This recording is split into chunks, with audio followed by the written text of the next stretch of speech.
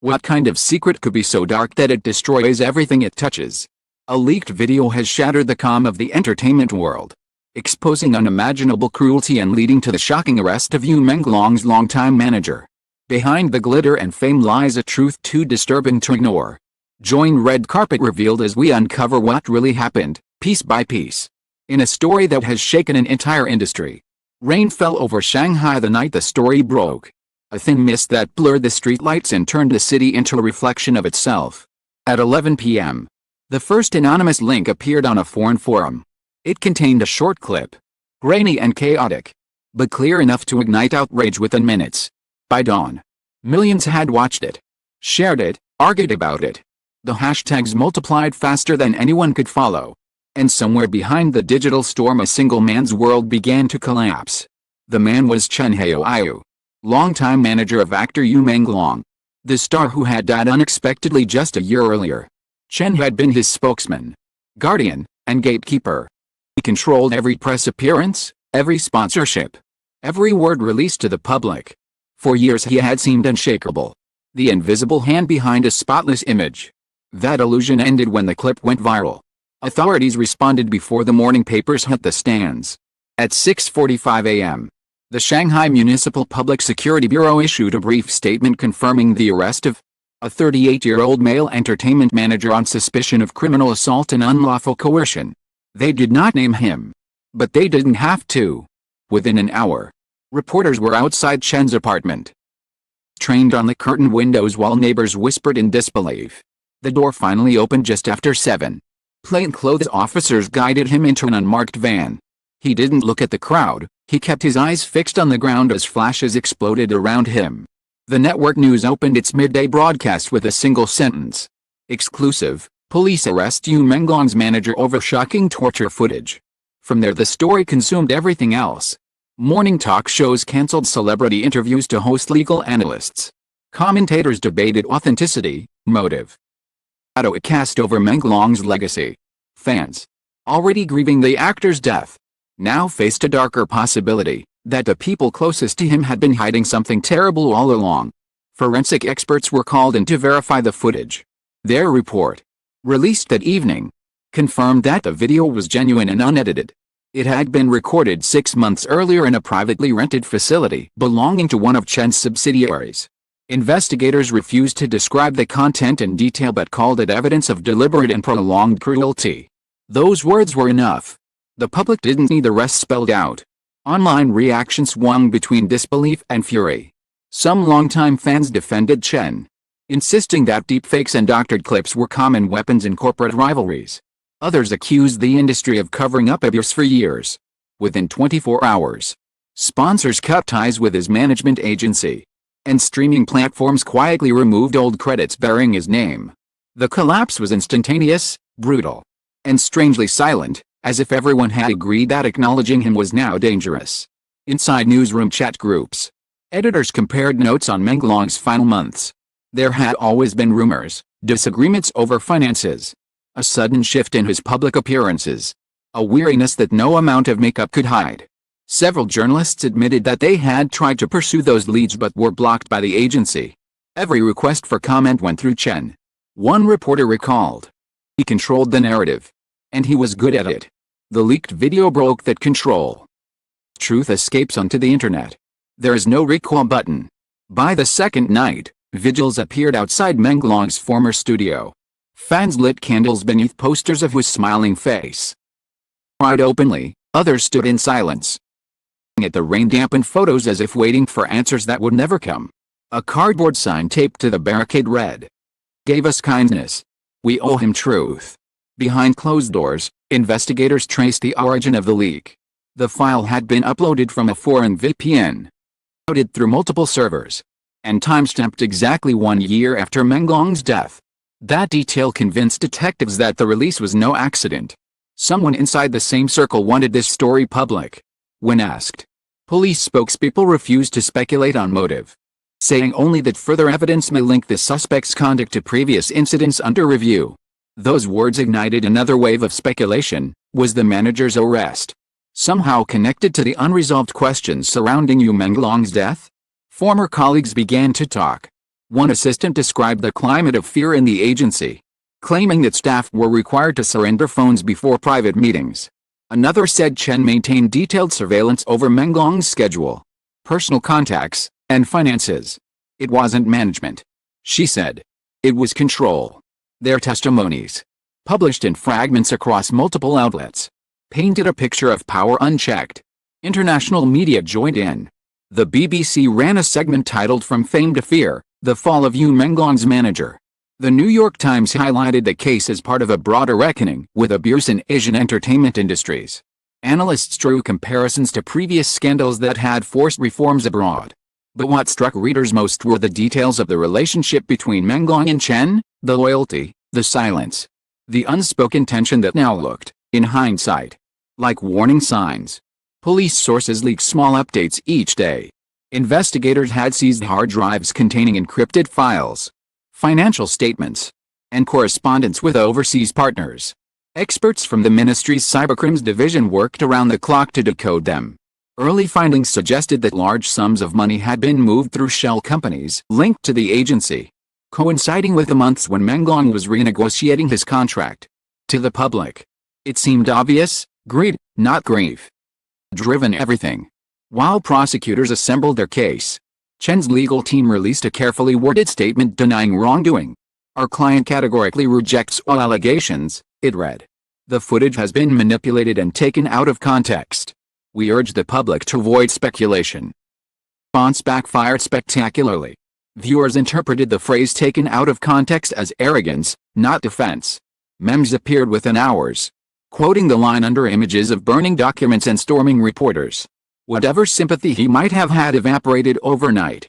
Inside the agency's former office, the silence was heavy. Employees arriving the next morning found investigators cataloging equipment and removing boxes of records. A faded poster of Yu Menglong still hung in the lobby, its edges curling. The actor's gentle expression now a haunting reminder of what the company had lost. One staff member whispered to a journalist outside. He always said kindness was her brand. None of us knew how much that would cost him. As the first weekend passed, officials confirmed that the Ministry of Justice had opened a separate review into the circumstances of Menglong's death, citing new information of potential relevance. Details were given, but the announcement sent shockwaves through social media. Theories multiplied. Had Chen suppressed evidence? Had others helped? Was the leaked video part of a larger whistleblower effort? For every rumor debunked, two more appeared. News anchors urged caution. Outrage thrives on ambiguity. Public trust in the entertainment industry began to erode. Brands paused collaborations. Talk shows replaced gossip segments with ethics debates. This isn't just about one manager, cultural critic Hulina told viewers. It's about a system that rewards silence and punishes honesty. Her comments went viral. State-run outlets echoed the sentiment, framing the scandal as a lesson in accountability. Within the newsroom of Red Carpet revealed, where this investigation had begun months earlier, editors compared witness notes and verified court filings, reconstructed timelines, cross-checked metadata, and interviewed former employees who described fear so routine that it had become normal. One recalled that Menglong often tried to mediate disputes, urging Chen to treat staff more gently. Another remembered overhearing an argument about unpaid royalties 2 weeks before the actor's death. Their stories added depth but not clarity. Every answer raised new questions. Late one night, a senior reporter received an encrypted message from an anonymous account claiming to hold internal correspondence between Chen and a business partner abroad. The message ended with a single sentence: he wasn't the only one. Authorities have not confirmed whether that lead proved genuine. Hinted that Chen's downfall might expose something far larger than personal cruelty, perhaps a network built on money, manipulation, and silence. Week closed, the headlines evolved from shock to reckoning. Commentators spoke less about scandal and more about reform. Activists called for stronger labor protections for artists, mandatory mental health support, and independent oversight of management contracts. For the first time, public sympathy extended beyond Yu Menglong himself to countless unnamed performers navigating the same pressures. His tragedy, once isolated, had become a catalyst for change. Yet beneath the talk of reform lay exhaustion. Journalists, lawyers, and alike confessed to feeling hollowed out by the endless cycle of revelation and speculation. "We want justice," one fan tweeted. "But we also want peace." The line was retweeted hundreds of thousands of times, echoing the collective fatigue of a nation watching its illusions crumble. At the close of part 1 of this continuing investigation, the facts remain simple and devastating. Emerged from the shadows and shattered reputations once thought untouchable. A man trusted to protect a legacy now sits in custody.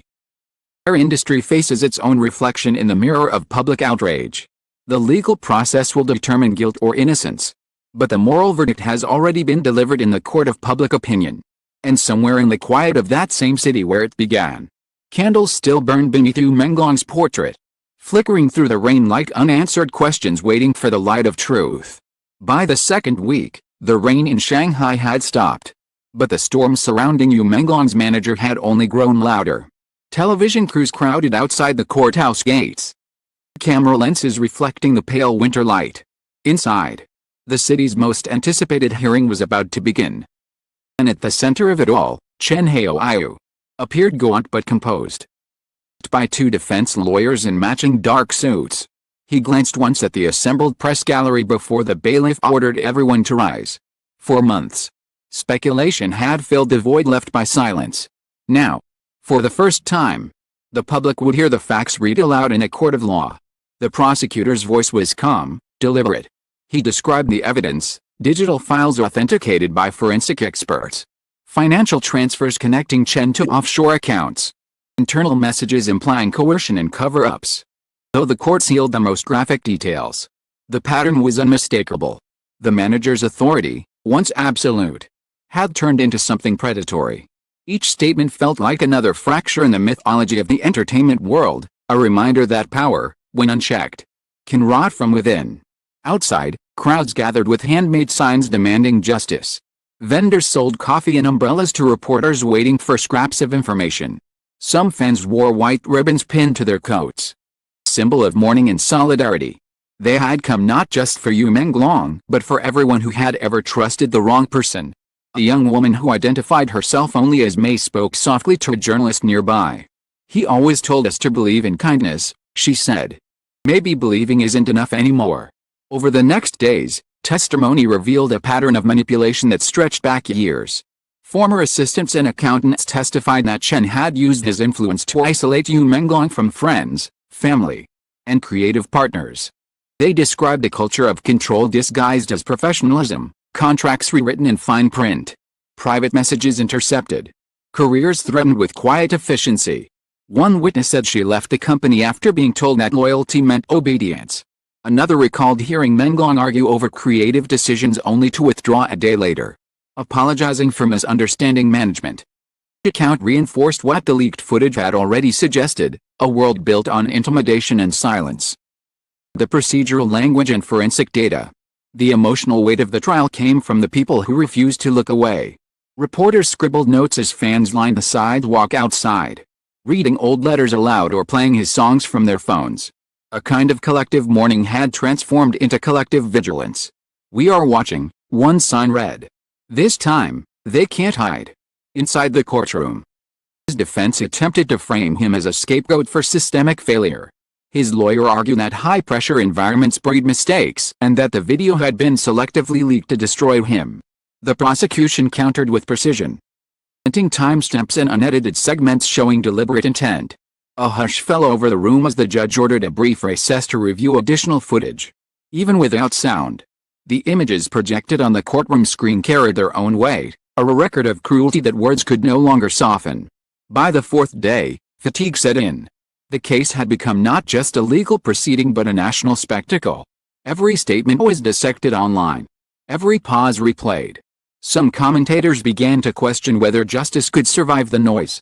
Others argued that public attention was the only reason the truth had surfaced at all.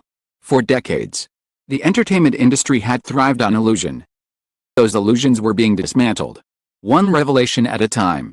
Late that evening, prosecutors introduced the most damning piece of evidence yet: a series of encrypted messages between Chen and a senior executive from an affiliated firm. The texts, decrypted by cyber investigators, discussed managing the narrative following Menglong's death and ensuring silence from internal witnesses. The phrase was clinical, almost corporate. The communication was explosive. Gasps rippled through the gallery as journalists typed furiously. The court adjourned for the night, leaving everyone to digest the possibility that the manager's crimes had not ended with abuse. They might have extended into the cover-up of a tragedy. As dawn broke, headlines around the world carried the same words: new evidence links manager to posthumous cover-up. Government spokespeople promised transparency. Activists demanded a full reopening of the Menglong case. For the first time, authorities hinted that they were reviewing archived materials from the original death investigation. The revelation gave fans a measure of vindication. For years they had been dismissed as emotional conspiracists. Now, their intuition looked prophetic. Over the next week, court sessions blurred into one long reckoning. The prosecution outlined the financial motive: a network of shell companies that had benefited from Menglong's contracts even after his passing. Witnesses described intimidation campaigns designed to silence those who asked questions.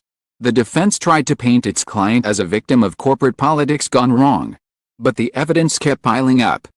Each disclosure widened the distance between the public image of a loyal manager and the reality of exploitation. In the city beyond the courthouse, something shifted. Government agencies began releasing internal codes of conduct. A major network announced new mental health protections for artists.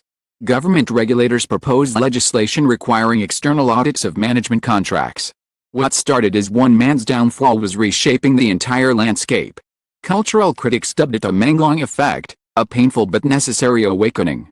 When the verdict finally came, the courtroom was silent. The judge's voice was steady as he read the decision: guilty on multiple counts of assault, coercion, and financial fraud. The sentence was lengthy: years of imprisonment and permanent disqualification from holding any professional license within the entertainment industry.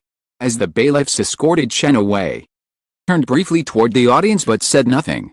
For once, silence seemed fitting. Outside, rain began again, a fine drizzle settling over the crowd. Some cheered. Others simply stood, unsure whether to feel relief or sadness. Justice, after all, could not resurrect what had been lost. Filed their last live updates while fans placed flowers beneath the courthouse steps. One bouquet carried a note in careful handwriting: "This isn't revenge. It's release." In the following days, opinion pieces filled newspapers and digital feeds.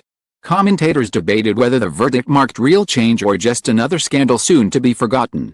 Industry insiders promised reform, but skeptics warned that memory fades faster than outrage. Still, for many ordinary viewers, the trial had already achieved something remarkable. It had stripped away the illusion that kindness and fame could protect anyone from exploitation. Across China, tributes to Yu Menglong multiplied. In Chongqing, a mural showed him surrounded by white cranes. In Seoul, fans gathered outside a theater where his last film was playing, lighting candles along the pavement. Social networks filled with messages written as if addressed directly to him: "You didn't fall in vain." The tone was no longer grief but quiet defiance. Weeks later, a statement from the Ministry of Justice confirmed that a new task force would re-examine evidence from Menglong's death. Though officials stopped short of naming suspects, they acknowledged irregularities in prior documentation. The mission was historic. In a country where reputations are often protected at all costs, the willingness to revisit a high-profile case signaled a cultural shift toward accountability. For journalists who had followed the story from the beginning, the closing chapter felt strangely anticlimactic. There were no final confessions, no cinematic resolutions, only paperwork, policy meetings, and the slow machinery of reform. Yet in that monotony lay progress. Transparency, once unimaginable, was becoming routine. Months passed. The headlines faded, replaced by new stories, new distractions. In the background, small changes took root. Training programs for talent managers introduced ethics modules. Entertainment guilds established confidential hotlines for performers. The industry that had once thrived on secrecy was learning, haltingly, to speak. On the anniversary of Yu Menglong's death, fans returned to the same spot outside his old studio. They placed white chrysanthemums beneath his portrait and bowed their heads in silence. Reporters covering the event noted that there were fewer tears this time, more calm acceptance. When asked why they continued to gather, one young man answered quietly, "Because truth deserves witnesses." Inside the studio, now converted into a community arts center, a small exhibit displayed photographs from Menglong's career, film stills, Handwritten lyrics. Personal notes to staff. At the end of the hallway hung a single framed quote from one of his last interviews: "If fame ever costs you your humanity, walk away. Nothing is worth losing your soul." Visitors stopped to read it, taking pictures. Others just standing there, letting the words settle. The story that began with a leaked video had ended not with spectacle but with reflection. It had revealed how easily trust can be twisted, how fragile power truly is, and how even the brightest lights can cast the longest shadows. Yet it had also shown something else: the resilience of collective conscience, the stubborn insistence of truth. In the months that followed, people no longer spoke of Yu Menglong as a victim but as a symbol of integrity in a world addicted to image. Late one night, a reporter reviewing old notes from the investigation paused on a line scribbled months earlier. He believed kindness was strength, not weakness. He closed the notebook and looked out at the city skyline. Rain had stopped again, leaving the air clean and cold. Somewhere in the distance, a billboard still carried his face, lit by passing headlights. For a moment, it looked as if he were smiling. The noise had faded, but the lesson remained: truth, once spoken, does not vanish. It lingers in every voice that refuses silence, in every candle that flickers through the dark, in every story told so the next one doesn't end the same way. And that, perhaps, is the real ending. The arrest or the verdict, but the quiet understanding that out of betrayal can come clarity, and from clarity, change. The world had watched, judged, and mourned. Would remember. To the readers who refused to turn away, thank you. Your courage to seek truth, to question what others accepted, made this story possible. To the journalists, analysts, and quiet witnesses who came forward when silence felt safer, your bravery restored the meaning of integrity. Menglong's fans around the world, your compassion transcended borders, proving that empathy can be stronger than any system built on fear. Every artist and worker in the industry who read this and found their own story between the lines, may this serve as both warning and hope. And finally, to the memory of Yu Menglong, whose humanity outshone fame, this work is dedicated not to tragedy, but to the light he left behind. Truth, once revealed, belongs to everyone. Thank you for listening when it mattered most.